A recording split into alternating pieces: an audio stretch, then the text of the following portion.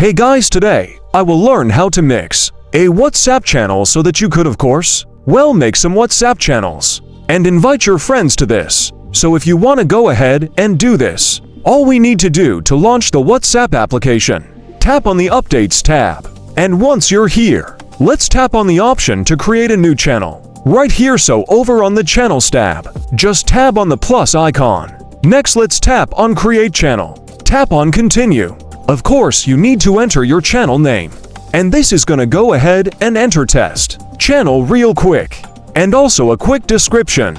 Could also provide a profile picture to this. But from here, it could now proceed with sharing this test channel. And then also inviting people to here. And also to change the channel settings, depending on your liking.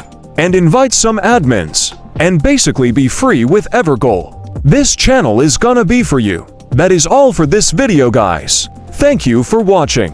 Please like and subscribe. And I'll see you guys on the next video.